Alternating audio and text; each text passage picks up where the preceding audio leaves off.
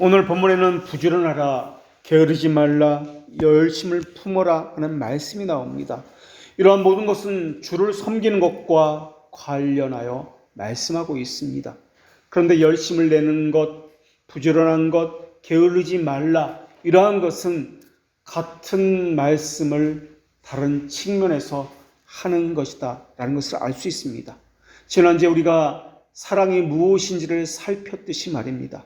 또 십계명에서처럼 긍정과 부정의 측면을 보는 것과 마찬가지로 그러합니다. 그렇다면 우리는 어떻게 해야 주를 위해서 열심을 내어 섬길 수 있을까요? 어떤 것을 열심은 내는 것이라고 말하는 것일까요?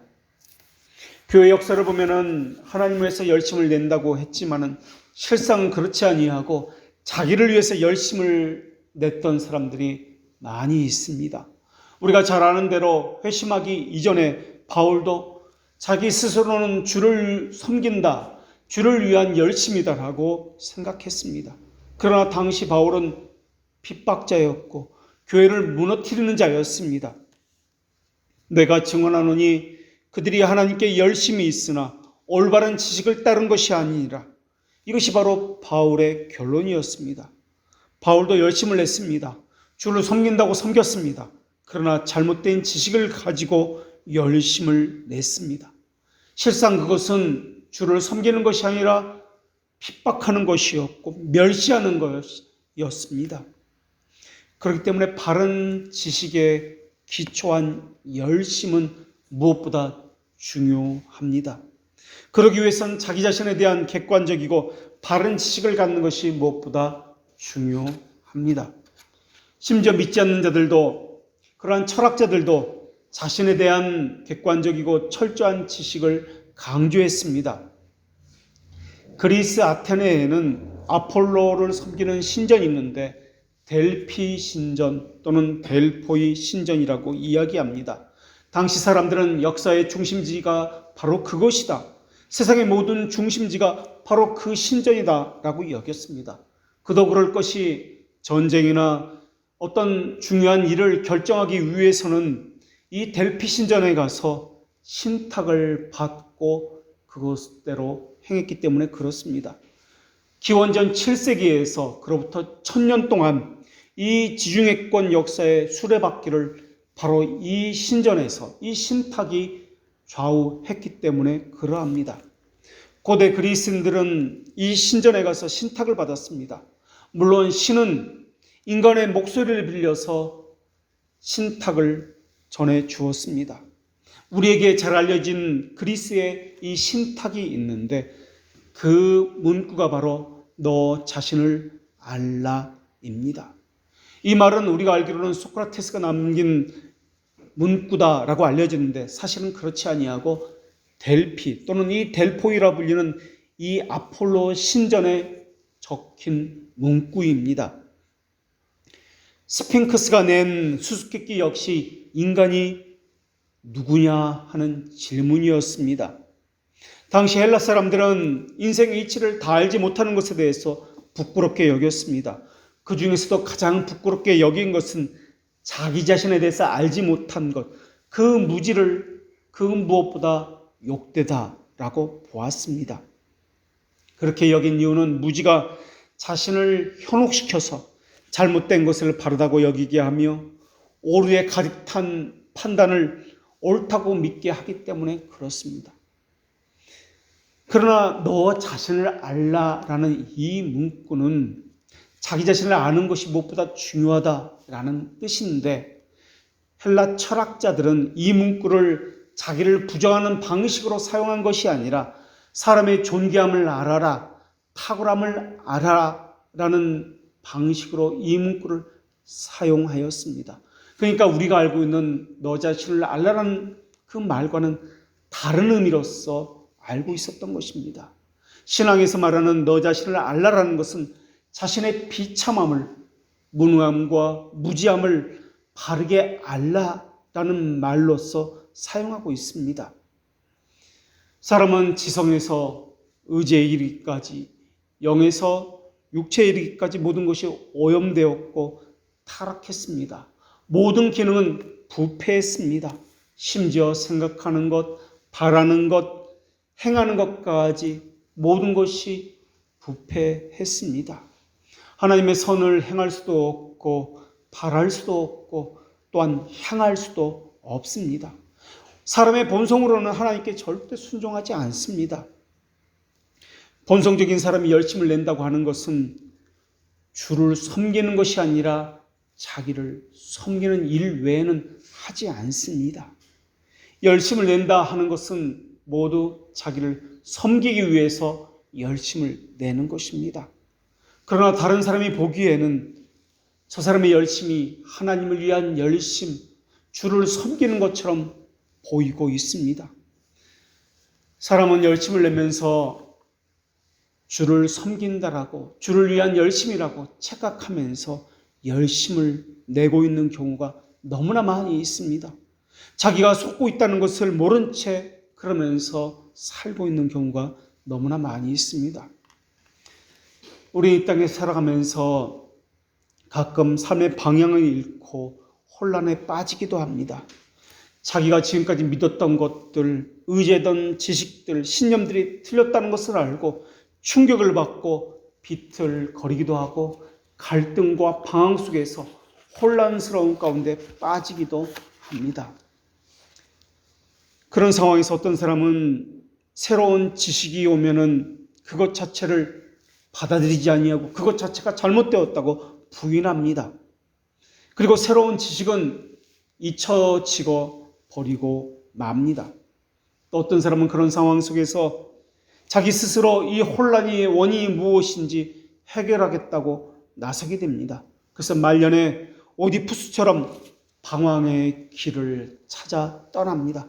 계속해서 바른 것이 무엇인지, 자기를 위한 참된 것이 무엇인지를 찾아다니게 됩니다. 그때 나오는 것이 열심입니다.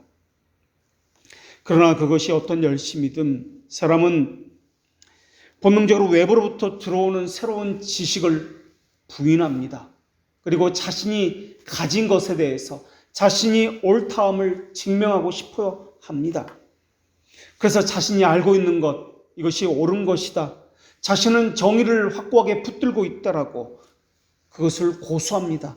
그리고 외부로부터 들어온 낯선 의, 낯선 지식은 잘못되었다라는 것을 증명하기 위해서 스스로 열심을 내기 시작합니다. 본능적으로 자신의 타락한 오성을 지키기 위해서 외부로부터 들어오는 것에 대해서는 반발심을 가지고 적대시합니다. 이렇게 하는 이유는 자신이 눈이 멀었다는 것을 모르기 때문에 그렇습니다. 자신이 가지고 있는 세상, 자신이 눈으로 보고 있는 이 세상이 전부라고 믿고 있기 때문에 그렇습니다. 이런 사람을 철학적으로 회의주의자다라고 이야기합니다. 그러나 신자의 삶의 출발은 자기 부인의 삶이다라는 것을 우리가 이미 배워서 알고 있습니다. 자신의 이성을 부인합니다. 자신의 판단이 옳다는 것을 부인합니다. 자신의 감정을 부인하고 자신의 체험한 것을 부인하는 것이 신자의 삶입니다. 이것이 없으면은 신앙은 시작조차 할 수가 없습니다. 자기 체험이라는 것, 이것은 주관적인 것입니다. 일시적인 것입니다. 모두에게 객관적으로 적용하면 그때부터 이것은 우상 숭배가 됩니다. 산기도하다가 은혜 받은 사람은 그러한 목사는 교인들에게 모두 산기도하라고 이야기할 것입니다. 그래야 은혜가 임한다라고 그렇게 이야기할 것입니다. 새벽 기도하다가 체험이 있는 사람은 다른 사람에게도 새벽 기도하라고 강력하게 권할 것입니다. 그리고 새벽 기도하지 않는 사람에게는 신자도 아니라고 이야기할 것이며 비난의 독소를 내뿜기도 할 것입니다. 허나 그러한 체험은 하나님께서 그때 그 상황에서 그 사람에게만 필요했기 때문에 주신 것이지 다른 사람에게는 필요한 것이 아닙니다. 그런데도 사람은 그것을 모르고 자신이 체험한 것을 절대적으로 신봉합니다. 다른 사람에게도 적용을 시키고 객관화시켜버립니다. 이렇게 주관적인 것, 일시적인 것을 객관화시키고 일반화시키는 것을 우리는 우상 숭배다라고 이야기합니다. 그들은 자기가 체험한 것을 가지고 공식을 만들어버립니다. 이렇게 하면 은혜를 받습니다. 이럴 때는 이렇게 하십시오라는 공식입니다. 그러나 하나님은 뿌리지 않은 데서 거두시는 분이십니다. 그렇게 하면 된다는 이 공식을 뛰어넘으시는 분이 하나님이십니다. 하나님을 사람의 인식 범위 안으로 끌어들여서 한계를 정하고 우리 감각으로 하나님의 한계를 그어버린다면 이것은 바른 신앙이 아니다라는 것입니다. 자기가 체험한 것은 일시적입니다. 부분적인 것입니다. 영원한 진리가 아닙니다. 진리는 오직 하나님께서 계시하신 말씀 외에는 없습니다. 그렇기 때문에 하나님의 말씀을 바르게 아는 것이 너무나도 중요한 신앙의 요소입니다. 그래야 자신의 열심의 정체가 무엇인지도 바르게 파악할 수 있기 때문에 그렇습니다. 자기를 위한 열심은 하나님을 섬기는 것이 아니라 하나님을 대적하고 모욕하고 모독하는 열심이기 때문에 그렇습니다. 이것은 하나님에 대한 순종의 삶이 아니라 불순종의 삶이기 때문에 그렇습니다. 그것을 하나님께서는 이렇게 말씀하셨습니다. 하나님의 의를 모르고 자기 의를 세우려고 힘써 하나님의 의에 복종하지 아니하였느니라. 이 말씀에 하나님의 의와 자기 의를 대조시키고 있습니다. 여기서 의라는 단어는 영어로 righteousness라는 단어를 사용하면서 공의를 사용하는 단어라는 것을 알 수 있습니다. 사탄도 광명의 천사로 가정해서 교회에 들어옵니다. 사람의 열심이 어떤 열심인지 영 분별이 그래서 중요합니다. 사탄은 예수님을 시험하는 그 장면에서도 보듯이 성경 말씀을 가지고 그것에 대한 해박한 지식을 가지고 예수님을 시험했습니다.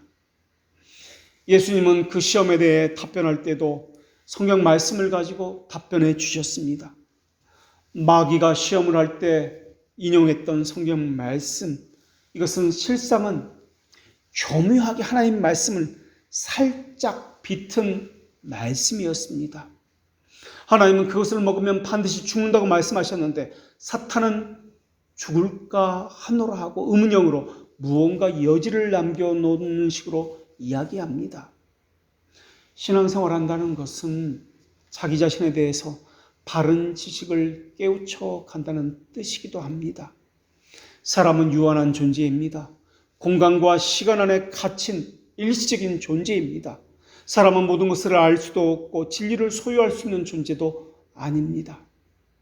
그것이 아무리 진리라고 한다 할지라도 그것을 담고 있는 사람의 이성, 감각은 영원한 그리고 불변한 진리가 아닙니다. 그래서 질그릇에 담긴 보화라고도 하는지도 모르겠습니다. 이때 질그릇이라고 하는 것은 가치가 질그릇만큼 적은 가치가 있다는 말이 아니라 아무런 가치가 없다라는 뜻입니다. 그것을 믿음이라고 불려지고 있습니다. 믿음 때문에 구원받는 것 아닙니다. 믿음이 무슨 가치가 있다는 말도 아닙니다. 믿음은 아무것도 아니다라는 의미입니다. 그래서 믿음을 그저 수단이다, 방편이다 라고 이야기합니다. 사람은 자기 자신에 대해서 불만족함을 가지게 되면은 겸손하게 되어서 중보자를 찾게 되어 있습니다. 그것이 없으면 자기 의가 활기를 치면서 하나님의 말씀에 순종하지 않기 때문에 그렇습니다. 하나님의 말씀에 권위도 인정하지 않습니다. 교회 질서도 순종하지 않습니다. 자기가 옳다 하는 것만 챙기고 그래서 신앙은 버릴지언정 자기 자존심은 지키기 위해서 교회를 버릴지언정 자기 자존심은 챙기게 되어 있습니다. 참으로 겸손해야만 자기를 부인해야만 하나님을 추구하는 새로운 열망에 불타오르게 되어 있는 것입니다. 그래서 칼빈은 기독교 강요 첫 장에서 자신에 대해서 불쾌하게 읽을 때 비로소 열정적으로 하나님을 열망하게 된다고 말하면서 그것이 신앙의 시작이다 라고 했습니다. 자기 내면의 깊은 곳으로 들어가서 자신의 능력을 확신하게 하는 모든 것을 제거해야만 합니다.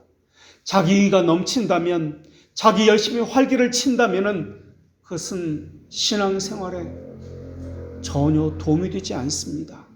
자만케 하는 모든 수단을 포기해야만 합니다. 하나님께 순종하는 실천에 도달하려면 자기를 부끄럽게 여기는 이 부끄러움을 묵상하는 삶을 살아야만 합니다. 순종이 나오기 전에 무엇이 하나님이 기뻐하시고 온전한 것인지 바르게 아는 것이 먼저입니다. 그것이 되지 않으면 기도도 되지 않습니다. 섬김과 봉사도 정욕적인 것이 될 것입니다. 하나님을 대적하는 열심이 될 것입니다. 열심이라는 이 단어는 원어적으로 불붙는다라는 의미를 가지고 있는 단어입니다. 불을 잘못 사용하면은 집을 태울 수도 있고, 바르게 사용하면은 우리를 위해서 유용하게 사용할 수도 있는 것입니다. 열심을 내도록 부추기는 것도 하나의 원인이 될 수 있습니다. 잘한다 옆에서 부추기면은 정말 자신이 잘한 줄 알고 힘을 내서 더욱 열심을 내기도 합니다. 아천만큼이나 사람의 마음을 기쁘게 하는 것이 없기 때문에 그렇습니다. 사람은 누구든지 자기를 알아주고 지켜 세우면은 자지러질 듯 기뻐서 더 열심을 냅니다. 그러나 거기에는 부패한 음식이 썩는 냄새를 피우면서 파리들이 들끓는 것처럼 냄새나는 그러한 일들만 가득하게 될 것입니다. 그런 상태에서 아무리 기도한다고 할지라도, 아무리 선행을 한다 할지라도, 아무리 주를 위해서 섬긴다 할지라도 그 부패성의 냄새는 오히려 진동하게 될 것이며 하나님의 영광은커녕 오히려 그 영예를 깎아내리는 일만 무성하게 될 것입니다. 이런 사람이 설교를 듣는다고요? 아무리 많이 듣는다고 할지라도 훈계와 책망의 말씀을 들어도 전혀 바뀌지 않을 것입니다. 자기 만족을 찾을 것입니다. 자기 의견에 동조하는 목사들을 찾아다닐 것입니다. 자기의 생각을 뒷받침하는 그 설교를 들으면서 옳지, 이곳이 나를 알아주는 교회구나, 하나님의 말씀대로 하는 교회구나 기뻐하게 될 것입니다. 그러면서 자기 의는 더더욱 공고히 다지게 될 것입니다. 그런 사람은 하나님의 말씀에 순종하기 위해서 말씀을 듣는 사람이 아니라 자기 생각에 동의하는 목사를 찾아다니면서 자기 의의 정당함을 그렇게 확증받기 위한 그러한 행위를 위해서 설교를 듣고 교회를 찾고 섬기고 하는 것입니다. 그러나 하나님의 자녀는 그렇지 않습니다. 하나님의 법을 통해서 훈계받기를 즐겨합니다. 그런 과정을 통해서 하나님의 자녀는 반드시 배우는 것이 있습니다. 그러한 과정이 없으면 하나님의 자녀가 아니기 때문에 그렇습니다. 송아라는 말을 다른 말로 순종이다 라고 이야기합니다. 배우는 이유는 순종하기 위해서입니다. 우리 주님은 아버지께 듣고 배운 자마다 라고 말씀하시면서 그런 후에 내게 나오니라 라고 말씀해 주셨습니다. 순종하려면 듣는 것이, 배우는 것이 먼저 있어야 합니다. 잘 들어야 합니다. 바르게 배워야 합니다. 이것이 없으면 자기 의만 더 키워갈 뿐, 신앙생활을 하면 할수록 자기 의를 더 쌓여갈 뿐입니다. 오늘 본문에서 부지런하다는 이 단어는 성실함이라는 의미를 가지고 있는데, 이것은 영적으로 끌어오른다라는 의미를 강조하는 단어입니다. 게으르다는 단어는 반대로 차갑지도 뜨겁지도 않는다는 이런 의미를 가지고 있습니다. 그래서 부지런하다는 이 말은 부지런하게, 성실하게 라는 단어로 번역할 수 있으며, 고린도후서에서 하나님께서 이 단어를 사용해서 회개의 7가지 측면을 말씀하셨습니다. 하나님의 뜻대로 하는 근심이 얼마나 열심히 있게 하며 라는 구절이 오늘 본문의 말씀과 동일한 단어입니다.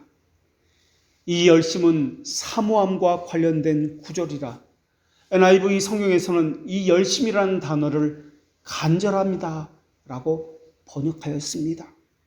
하나님께 바르게 하고 싶다는 간절함, 그 열망, 이것이 바로 열심이라는 단어가 의미하고 있기 때문에 그렇습니다. 그런데 사람들은 하나님께 도움을 청하면서 자기 의를 인정받고 싶어 합니다. 그래서 기도한다는 사람을 조심해야 합니다. 기도의 가치를 자기 의에서 찾는 경우가 너무나 많기 때문에 그렇습니다. 사람은 맹목적으로 자기를 사랑하는 이기적 사랑이 있습니다. 이것이 본성적입니다. 스스로 복된 삶을 성취할 수 있다는 허망한 생각 가운데 가득 차 있습니다. 그럴 때 나오는 것이 자기 열심입니다. 확신, 자만의 근거가 자기 의에서 나옵니다. 이때 나오는 것이 또한 자기 열심입니다.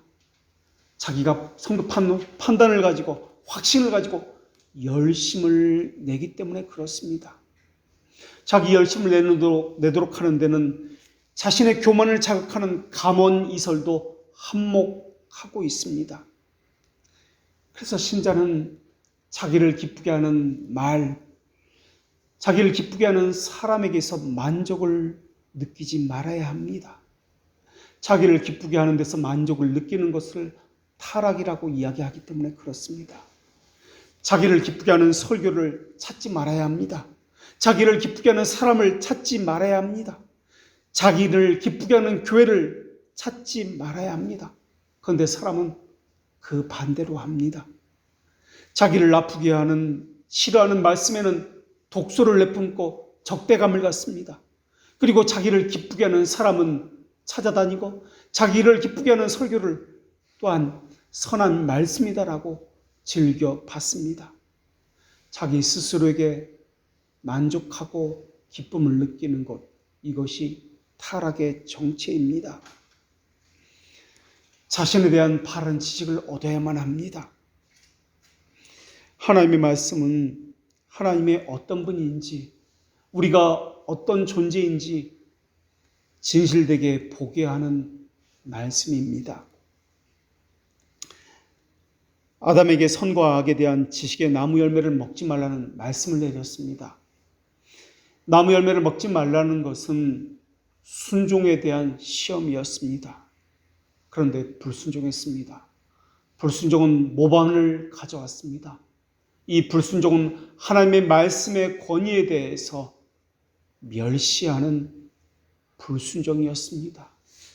말씀의 권위를 멸시합니다. 대적합니다. 부패란 말은 자기를 위한다는 말, 이성을 이야기합니다. 자기를 위하여라는 뜻입니다. 주를 섬기는 형태는 겉으로 볼 때는 똑같습니다. 열심을 내는 것도 겉으로 볼 때는 똑같습니다. 그러나 자기를 위해서 열심을 냅니다. 무언가 얻을 것을 위해서 열심을 냅니다. 이러한 것을 타락이라고 이야기합니다. 그렇기 때문에 게으름, 자기 영광을 제거해야만 주를 바르게 섬길 수가 있습니다. 게으름이라는 것은 아무것도 하지 않는다는 말이 아닙니다. 잣대가 없다는 말이며 자기 보기에라는 말이며 자기를 위하여라는 말이 게으름이라는 뜻입니다. 영적인 것에 대해서 무관심하고 무지하다는 것을 이야기하는 단어입니다.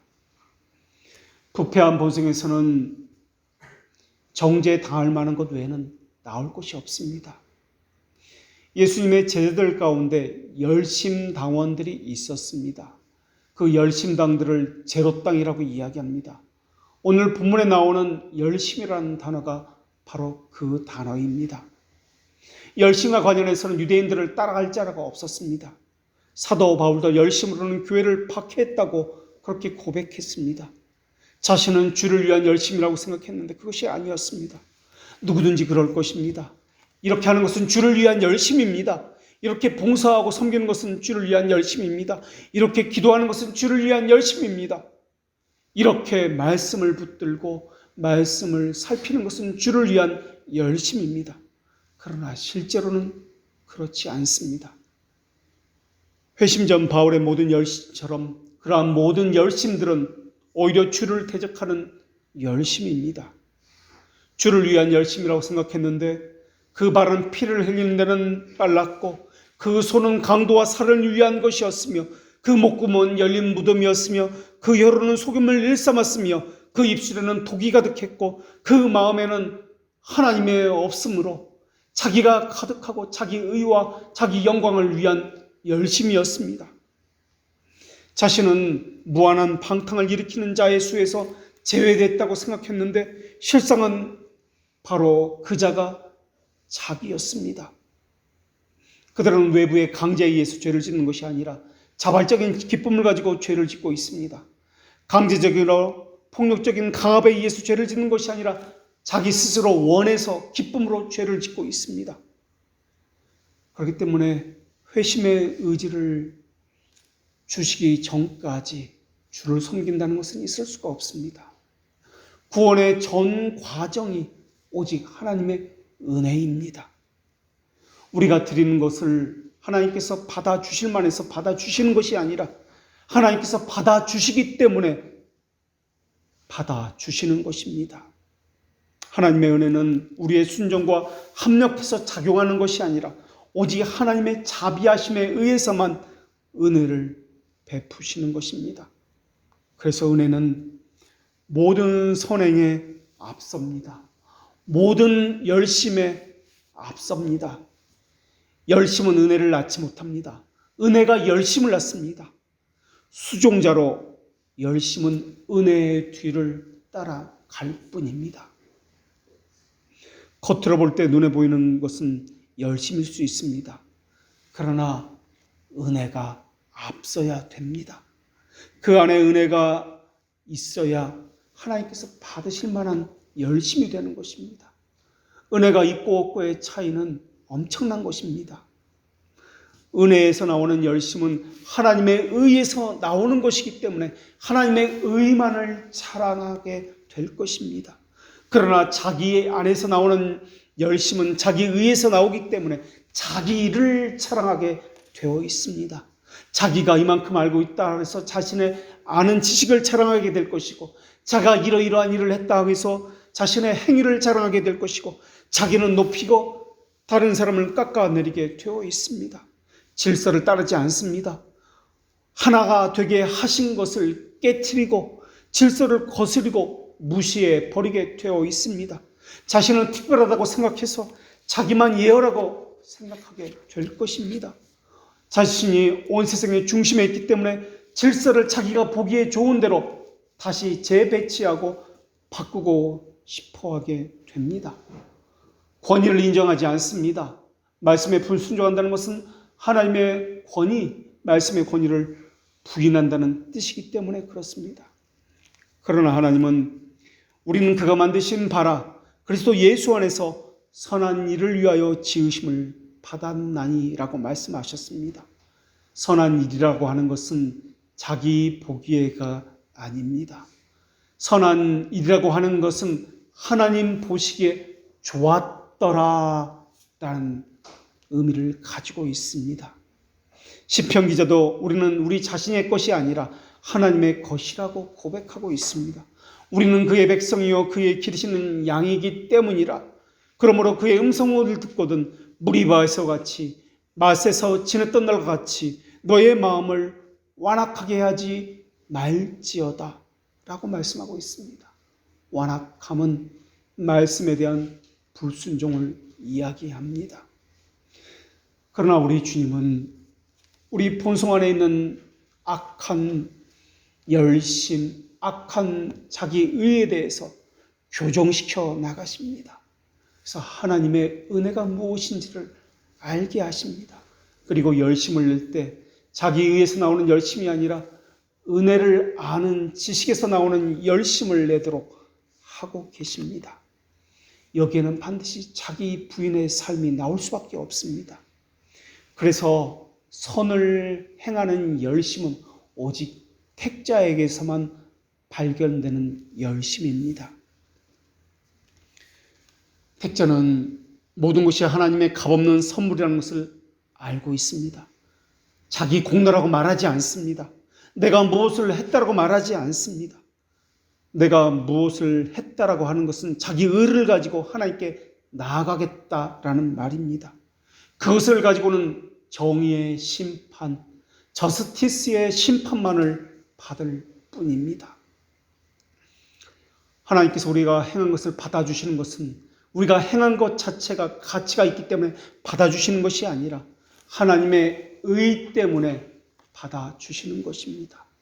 그렇기 때문에 하나님의 의로움, 자비 외에 다른 것을 찾으면 안 됩니다. 하나님은 나를 떠나서는 너희가 아무것도 할 수 없음이라고 말씀해 주셨습니다.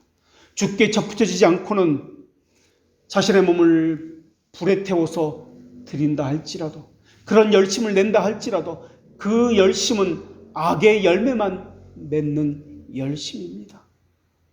그래서 순종의 첫 번째 부분은 바른 지식입니다.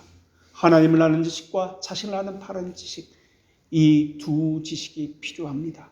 그리고 순종의 둘째 부분은 참된 의지, 다시 말하면 하나님의 은혜에서 나오는 열심을 우리가 알고 있어야 합니다.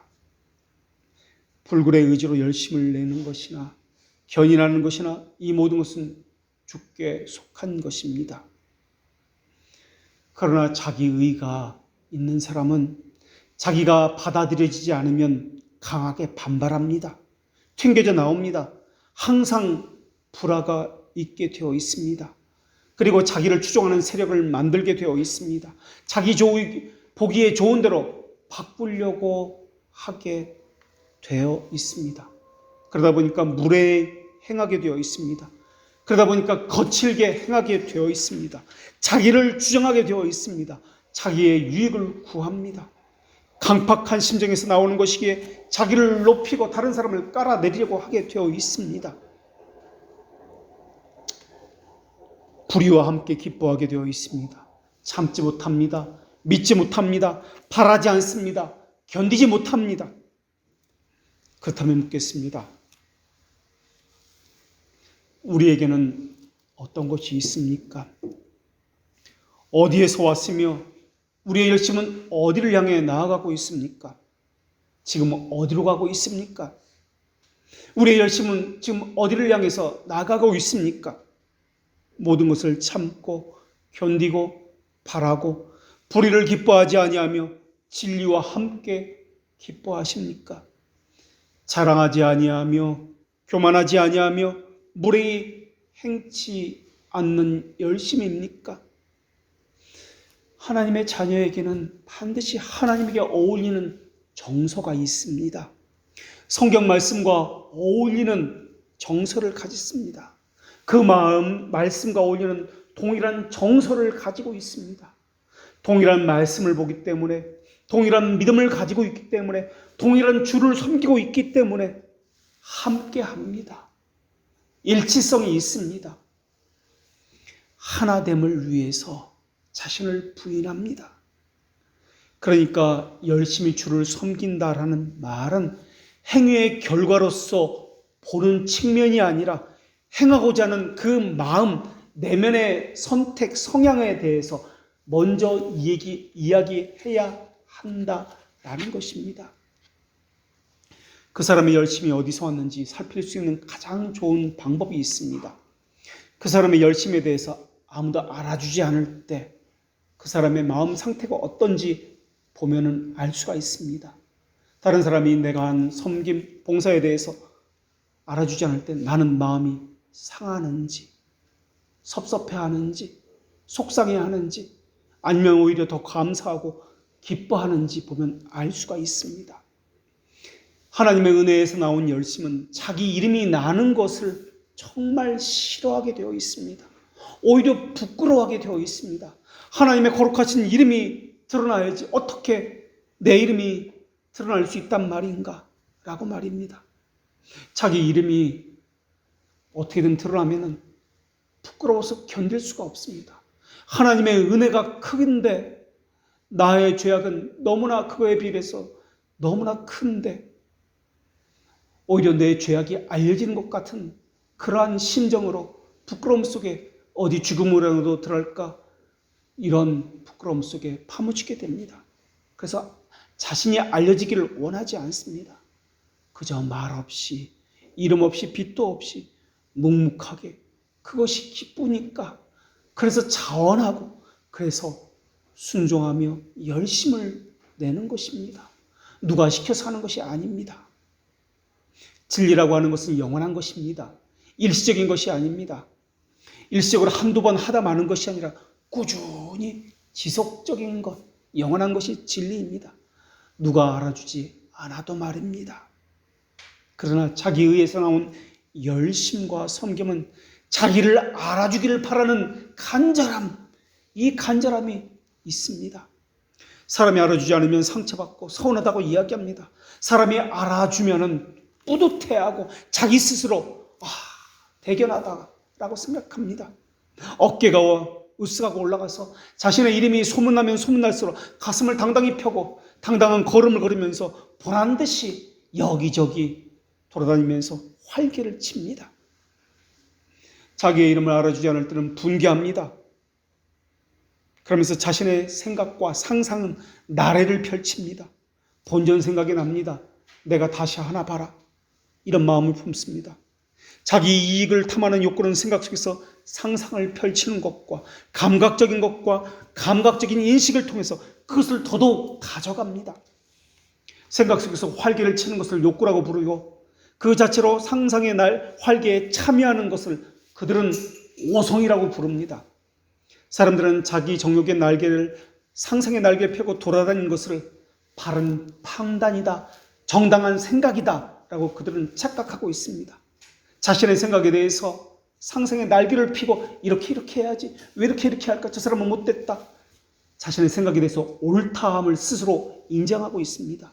그래서 감각적인 모든 것들을 동원해서 무절제함, 무례함으로 상상 속에서 돌진해 나갑니다. 사람들은 자기 이성은 올바르다고 여깁니다. 그래서 언제든지 자신의 이성을 올바르다고 여기기 때문에 자신을 통제하고 다스릴 수 있고 자신의 말과 생각과 행동은 선한 것과 옳다라고 여깁니다. 그래서 자신이 보기에 특별히 감정입니다. 자신의 감정에 바르다고 여기는 것, 이것을 그들은 선이다라고 말을 합니다. 내가 보기에 내 감정이 좋지 못하고 여기는 것은 그들은 악이다라고 생각합니다. 자기 감정에 의해서 모든 것을 판단합니다. 그래서 내 감정에 흡족하게 하는 것은 선이다. 그래서 이것을 따라갑니다. 그리고 혼자만 따라가는 것이 아니라 추종자를 찾아서 함께 내가 보기에 좋은 이것을 따라가자. 이것이 선이다라고 하면서 그들과 함께 따라가자고 부추깁니다. 이때 나오는 열심이 있습니다. 반대로 자신의 감정이 흡족하지 않을 때 이것을 그들은 악이다라고 판단합니다. 이것에 대해서는 강력하게 배척하고 밀어냅니다. 진리에 대한 배척도 그러합니다. 그들은 객관적인 어떠한 것을 갖추지 못했기 때문에 자기 이유와 주관적인 것을 가지고 있기 때문에 진리에 대해서도 악이다라고 생각하면서 받아들이지는 않습니다. 그러면서 자기에게 돌려질 영광 찾아다니면서 다시 열심을 냅니다. 남이 시키지 않아도 자기 돈으로 시간을 들여서 열심을 냅니다. 자기 의를 높이기 위해서 말입니다. 택자는 그럴 수 없습니다. 하나님의 부어주시는 은혜가 날로 쌓여가고 있다는 것을 자기가 알기 때문에 날이 갈수록 자신의 이름은 사라져갑니다. 하나님의 거룩한 이름만을 드러내기를 원합니다. 이 간절한 열망이 하나님의 이름이 드러나는 것입니다.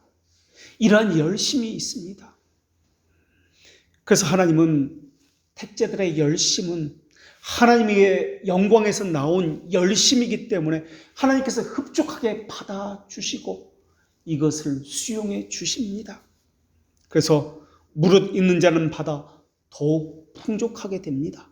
잘하였도다 착한 종아, 내가 적은 일에 충성하였으니 내가 많은 것을 너에게 맡기리라 라고 말씀하십니다. 이것은 사람이 열심으로 하나님의 은혜를 끌어냈다라는 말이 아닙니다. 하나님이 사람의 열심에 대해서 보상을 해주심으로 인해서 나중에 하나님께서 더한 은혜를 열심을 내면 낼수록 더 주셨다는 말도 아닙니다. 모든 것이 하나님의 값없는 은혜에서 비롯되었다는 말입니다. 그렇기 때문에 역사하는 은혜와 합력하는 은혜는 전혀 다른 말입니다. 사람들은 역사하는 은혜를 이야기하면서도 인간이 협력해야지 라고 말을 합니다. 이런 감언이설에 속아 넘어서는 안 됩니다. 중생은 수동적입니다. 구원에 관한 모든 것은 수동적입니다. 우리가 직접 행하는 능동적인 것이 전혀 아닙니다. 하나님께서 행하셔서. 그런데 하나님은 인격적인 분이시라 우리가 자발적으로 행하는 것처럼, 자발적으로 우리 안에서 일어나는 것처럼 그렇게 느끼게 해 주십니다. 열심도 마찬가지입니다. 열심도, 참된 열심은 하나님의 은혜에서 나온 것입니다.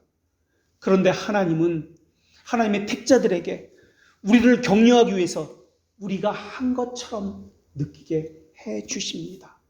그래서 중생이라는 단어와 회심이라는 단어는 같은 의미를 말하는 단어이지만 중생이라는 것은 하나님의 측면에서 말씀하는 것이고 회심이라는 것은 사람 측면에서 말씀하는 것이다 라는 것을 알 수가 있습니다. 그러나 교리문답서에서는 중생과 회심은 같은 것이다 라고 말씀합니다. 그러니까 내가 한 것이다 라고 말을 하면 큰일 납니다. 거기에는 자기 의가 드러나기 때문에 그렇습니다. 그렇다면 이렇게 질문할 수 있습니다. 그러면 모든 것이 하나님의 은혜로 되는 것 아닙니까? 그럼 성도에게 하시는 교훈, 말씀, 책망, 경건 이런 것은 전혀 소용이 없지 않습니까? 설교가 왜 필요합니까? 왜 경건이 필요합니까? 하나님이 주권적으로 모든 것을 은혜대로 이루어 주시는데 말입니다. 하나님은 율법을 가르쳐 주셨을 때 그 사람의 수준이나 역량을 전혀 고려하지 않으셨습니다. 이것은 이것이다 라고 그저 명령형으로 말씀해 주셨습니다. 그래서 하나님은 그런즉 심는 이나 물 주는 이는 아무것도 아니로되 오직 자라게 하시는 이는 하나님뿐이다 라고 말씀하셨지만은 지속적으로 권면하고 가르치고 권고하고 책망의 말씀도 함께 하셨음을 볼 수가 있습니다. 하나님이 은혜로 하신다고 하시면서 책망하셨습니다. 엄격한 율법을 제정해 사람에게 주셨습니다. 마음의 할례를 행해야 한다는 것과 돌같이 굳은 마음이 살같이 부드러운 마음이 되어야 한다는 것과 율법을 우리 심정에 새기라는 말씀을 계속해서 주셨습니다. 은혜로 하신다고 하시면서 말입니다. 전적인 하나님의 은혜 아래서도 권고, 책망의 말씀, 교훈의 말씀이 우리에게 필요하기 때문에 그렇습니다. 그렇다면 권고, 교훈이 지향하고 있는 것은 무엇입니까? 두 가지 효과가 있습니다. 하나는 택자에게 주시는 효과가 있고 또 하나는 불경하는 자, 유기된 자에게 나타나는 효과가 있습니다.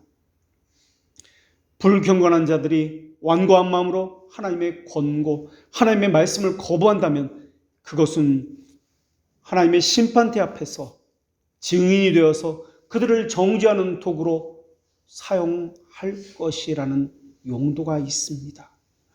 율법의 기능에는 정죄의 기능이 있고 감시의 기능이 있습니다. 정죄와 감시를 통해서 이들을 심판하기 위해서입니다. 그래서 성경 말씀의 권위를 인정하지 않는 것은 하나님의 권위를 인정하지 않는 것입니다. 교회의 질서를 거스리고 불순종하는 것은 교회의 머리이신 그리스도를 부인하는 것입니다. 무례히 행하고 마음이 완고한 것은 구원의 저자이신 성령님께 무례히 행하는 것이며 강팍하게 완고하게 행하는 것입니다. 그러한 자에게 하나님께서는 행위대로 갚아주시는데 그들은 정의의 심판을 받는 것이 합당합니다. 그래서 장차 심판대 앞에서 하나님께 주신 권고와 교훈의 말씀은 감시와 정죄의 기능을 발휘해서 그들에게 이러이러한 말씀은 들었으나 저들은 불순종했습니다. 이러이러한 말씀으로 내가 살폈건대 그들은 죄를 지었습니다. 라고 정죄와 감시를 통해서 그들의 증인이 되어 줄 것입니다. 지금도 본고의 교훈은 그들의 양심을 치고 두드릴 것입니다. 불순종과 완고함에 대한 책임은 반드시 져야 한다는 양심의 소리도 들려줄 것입니다. 그런데도 계속해서 본성은 어그러져 있기 때문에 육신의 생각은 사망이기 때문에 하나님을 대항해서 영속적으로 저항할 것입니다. 그들은 절대 하나님의 율법의 의를 따르지 않을 것입니다. 그래서 유기된 자들에게는 심판의 날에 핑계치 못할 용도로서 권면과 훈계의 말씀이 사용될 것입니다. 심판이라는 것은 종말의 때에 이루어지는 심판이 있고 현재 이루어지는 심판이 있습니다. 현재 이루어지는 심판은 양심이 압박당하고 징계를 받는 형식으로 이루어질 것입니다. 그래서 교회를 다닌다고 모두 택자가 아닙니다. 교회 안에는 눈에 보이는 가시적인 교회 안에는 유기된 자들이 더 많습니다. 예배하고 열심히 봉사한다고 택자가 아닙니다. 자기를 의를 내세우기 위해서 예배하고 섬기는 자가 더 많습니다. 그 구분을 어떻게 합니까? 그러한 일을 행할 때 누구를 내세우느냐 하는 것입니다. 자기 유익을 구하기 위해서 자기 의를 내세우느냐 오직 하나님만 내세우냐입니다. 불경건한 자들은 언제든지 하나님의 말씀과 그 말씀의 권위를 희롱할 준비를 하고 있습니다. 마음껏 조소합니다. 무례히 행하면서 진리를 배척하고 오류를 받아들이는 데는 서슴지 않습니다. 자기를 자랑하기 위해서 참된 진리를 거짓이라고 멸시할 준비가 언제든 되어 있습니다. 그러나 택자에게는 하나님께서 두 가지 방식으로 역사하시는데 하나는 속으로, 그러니까 영으로 통해서 역사하시고 하나는 밖으로, 외면적으로 말씀을 통해서 역사하시는 방식을 취하십니다. 영으로 역사하시는 것은, 속으로 역사하신다는 것은 내적으로 역사하신다는 것인데 성령께서 심정의 역사하심을 이야기합니다. 택자의 심정에 하나님께서 부어주시는 것이 있습니다. 하나님을 두려워함, 그분의 권위와 그 하나님의 말씀에 순종함, 그래서 그 말씀대로 하고 싶어하는 열렬함을 하나님께서 부어주십니다. 자신의 죄인됨에 대해서 철저하게 인식했기 때문에 중보제에 대해서 그 약속을 붙들려고 간절함을 하나님께서 부어주십니다. 그 심정 안에서 의를 사랑함과 연마하는 싹이 트기 시작합니다. 하나님을 향한 간절함, 절실함이 가득 차기 시작합니다. 이것이 바로 성령께서 그들의 내적인 역사, 영으로서 역사하는 것입니다. 또 하나 하나님께서는 택자에게 외적으로 역사하시는데 하나님의 말씀을 도구로 역사하십니다. 그래서 그리스도를 붙든다는 이 말은 하나님을 말씀을 붙든다는 말과 같은 의미입니다. 그래서 택자들은 하나님의 말씀을 들을 때 그냥 들려지는 대로 듣지 않습니다. 간절하고 절실하게 사모하는 마음을 가지고 듣습니다. 하나도 놓치지 않겠다는 심정으로 노트 필기를 하기도 하고 심정에 적고 또 적고 주중에는 다시 자신을 살피고 또 살피고 있습니다. 말씀을 들을 때도 자신의 내면을 들여다보면서 살피면서 듣습니다. 그래서 그 교회가 참된 교회인지 거짓된 교회인지 구별하는 첫 번째 방법이 그곳에 있는 성도들이 하나님의 말씀을 어떻게 대하고 있는지, 바르게 듣는지, 그 말씀의 권위에 대해서 어떻게 그 권위에 대해서 순종하고 있는지를 살펴보는 것이 참된 교회의 첫 번째 표징입니다.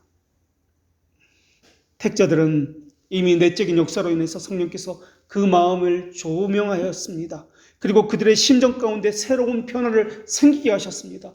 그래서 하나님의 말씀과 그 말씀의 권위에 대해서 남다른 간절함이 가득 차 있는 상태에 있습니다. 그런 상태에서 말씀으로 자신을 훈련시키시는 하나님의 그 부송애를 만나게 되어 있습니다. 그래서 책망의 말씀이든 교훈의 말씀이든 권고의 말씀이든 이것은 사랑의 말씀으로 받아들이게 된 것입니다. 그러나 자기 의를 가진 사람은 책망의 말씀, 내가 원치 않는 말씀일 때 에이씨, 이 교회밖에 없어 하면서 다른 교회를 찾아가게 되어 있습니다. 왜냐하면 자기 의를 만족시키지 못하기 때문에 그러합니다. 이 땅에 자기 의를 만족시키는 사람, 그러한 교회는 단 한 군데도 없습니다. 하나님은 외적인 역사로 인해서 말씀을 더더욱 찾게 만드시고 연구하기를 기뻐하게 만드십니다. 성경 공부가 아닙니다. 성경을 연구하는 것을 이야기합니다. 수동적으로 자리에 가만히 앉아서 들려지는 대로 듣는 것을 이야기하지 않습니다. 적극적으로 자기 스스로 찾아서 연구하는 것을 성경 연구라고 이야기합니다. 책도 사서 이것이 그런가 살펴보고 이것의 깊은 뜻은 어떤 것인가 이 책도 사보고 저 책도 사보고 주석을 참고해서 늘 하나님의 깊으신 의미가 무엇인지를 살피고 연구하는 것을 이야기합니다. 이것이 우리가 추구하는 방식입니다. 하나님은 하나님의 말씀을 연구하게 하심으로써 하나님의 뜻을 행하게 하기 위한 열심을 갖게 만드십니다. 이 말씀을 통해서 성경 연구를 통해서 나태함을 벗어던지게 합니다. 악을 기뻐하는 것이나 독을 달콤하게 여기는 마음이 거짓되다는 것을 깨닫게 해주십니다. 그래서 자기 안에는 악, 거짓, 오류를 제거해 나가기 시작합니다. 또 동시에 제거해 나갈 뿐만 아니라 이것을 제거해 나가고자 하는 간절한 소망을 부어주셔서 열렬함으로 소망으로 가득 채워서 기도의 자리로 나아가게 되어 있습니다. 하나님은 라오디게아 교회에 보낸 편지에 무릇 내가 사랑하는 자를 책망하여 징계하노니 그러므로 내가 열심을 내라 회개하라 라고 말씀해 주셨습니다. 교회가 가져야 할 참된 부요함은 어디에 있는 것입니까? 외형에 있는 것이 아니라 하나님의 말씀에 순종하는 열심에 있다라는 것입니다. 사람들은 자기가 다니는 교회를 향해서 우리 교회는 헌금도 많고 사람도 많다, 부족함이 없다라고 이야기합니다. 우리 교회는 조직도 튼튼하고 듣는 말씀도 흡족하고 풍부하다, 유력한 인사도 너무나 많다, 우리는 불편한 것이 하나도 없다라고 이야기합니다. 그렇게 말한 교회가 라오디게아 교회입니다. 사람들은 오늘날 교회를 평가할 때 그렇게 평가합니다. 실패한 교회냐, 성공한 교회냐를 말할 때, 부자 교회냐, 가난한 교회를 말할 때, 훌륭한 교회냐, 은혜를 받은 교회냐, 은혜가 없는 교회를 말할 때 세력이 있고 힘이 있냐를 보고 평가합니다. 우리 교회는 우리 교회만 아니라 다른 교회에 영향을 주어서 그 교회를 많이 돕습니다. 그 교회를 도와서 많이 바로 서게 합니다. 이러한 것을 가지고 좋은 교회다라고 이야기합니다. 이러한 식으로 생각한다면 이러한 평가는 라오디게아식의 교회 분별과 평가입니다. 하나님께서는 라오디게아 교회에 말씀하신 것이 참된 부는 불로 연단한 금이어야 한다라고 말씀해 주셨습니다. 그리고 참된 지혜는 안약으로 눈을 밝히 보게 하는 것이다 라고 말씀해 주셨습니다. 불로 연단한 금이 참된 금이다 라는 이 말의 의미는 너희 믿음의 시련이 불로 연단하여도 없어질 금보다 더 귀하여 라는 말씀에 따라서 연단된 믿음을 이야기합니다. 교회의 참된 부의 진료는 연단된 믿음입니다. 견고한 믿음입니다. 그렇다면 믿음이 있으면 부가 있는 것입니까? 이때 믿음이라는 말의 의미는 무엇입니까? 이 말은 믿음을 가지고 부를 산다는 말이 아니라 교회 안에서 하나님의 영광이 더욱 선명하게 가득 드러난다는 의미입니다. 하나님의 속성이 거기서 찬란하게 빛이 난다. 하나님의 말씀의 권위가 거기서 높아지고 선명하게 드러난다라는 의미입니다. 교회의 부요함을 이루는 요소는 삼위 하나님의 탁월하심이 두드러지게 드러나는 것을 이야기합니다. 그런데 사람들은 라오디아 교회처럼 눈에 보이는 가시적인 물질, 외형적인 것, 숫자를 가지고 교회의 부의 요소라고 평가합니다. 하나님은 그런 잘못된 생각을 교정해 주셨습니다. 그리고 라오디아 교회를 향해서 너는 실상은 근본적으로 가난하다라고 말씀해 주십니다. 그러나 이러한 라오디아 교회 말고 7교회 가운데 사람들은 가난한 교회다, 은혜가 없는 교회다 라고 비웃는 교회가 있었습니다. 그런데 실상은 하나님께서 그들을 교회를 향해서 부유한 교회라고 말씀해 주시니 그러한 교회가 있었는데 그 교회의 이름은 서모나 교회입니다. 이 교회는 자칭 유대인이라고 하는 사탄의 회를 물리친 교회였습니다. 사탄의 회라고 하는 자들이 와서 떠들어댔습니다. 그러나 그들의 말에는 귀를 담아 듣지 않았습니다. 서모나 교회는 그리스도에 대한 관심과 사랑에 대해서 열렬함이 가득한 교회였습니다. 그래서 하나님은 그 교회를 향해서 너희는 가난하다 하지만 실상은 부유하다라고 말씀해 주신 것입니다. 그러나 라오디게아 교회는 열렬함이 없었습니다. 열심이 없었습니다. 이래도 그만 저래도 그만 미온적인 태도를 가지고 있었습니다. 그래서 주님은 불로 연단한 금을 가지라고 말씀을 하셨던 것이고 열심을 내라 회개하라고 말씀하셨던 것입니다. 열심을 품고 주를 섬기는 자에게 나타나는 것이 무엇인 줄 아십니까? 불같은 환난과 핍박입니다. 불로 연단한 믿음을 가진 것이 교회의 부유한 이유여야 합니다. 그런데 안타까운 것은 열심을 품고 주의 은혜를 받아서 주를 섬기는 온전한 성경 가운데는 반드시 핍박과 환난이 나타나게 되어 있습니다. 사탄의 회라고 하는 사람들이 있는 것처럼 말입니다. 그래서 서머나 교회 안으로 들어와서 그들을 부추기고 그들에게 자기 의를 이야기하고 다른 복음으로 속이고 했던 것처럼 말입니다. 그래서 하나님의 열심을 가진 사람은 반드시 핍박을 당하게 되어 있습니다. 핍박은 하나님의 사람으로부터가 아니라 대적자들로부터 받는 핍박입니다. 그러나 핍박을 받을 때 근심하지 마십시오. 염려하지 마십시오. 하나님께서 함께 하신다는 증거입니다. 그리고 하나님께서는 계속해서 환난 중에 견디고 소망 중에 즐거워하라는 말씀을 함께 주셨습니다. 환난 중에 견디라, 소망 중에 즐거워하라 라고 위로해 주십니다. 이 말씀은 우리가 다음 주에 살필 로마서 12장 12절의 말씀과 동일한 말씀입니다. 그런 다음에 환난 중에 견디라, 핍박이 있을 것인데 소망 가운데 즐거워라 라는 이 말씀이 주어진 이후에 로마서 12장 13절에는 성도들의 쓸 것을 공급하고 손 대접하기를 힘쓰라는 말씀이 이어서 나옵니다. 열심이 없다라는 이 말은 다른 사람에게 관심이 없다라는 말과 동일하기 때문에 그렇습니다. 교회에서 성도들이 필요한 것이 무엇인지 모른다, 관심이 없다라는 말이기 때문에 그렇습니다. 오늘 본문에 게으르다는 이 단어가 나오는데 이 게으르다는 것은 귀찮아한다, 성가셔한다, 불편해한다라는 의미를 담고 있는 단어입니다.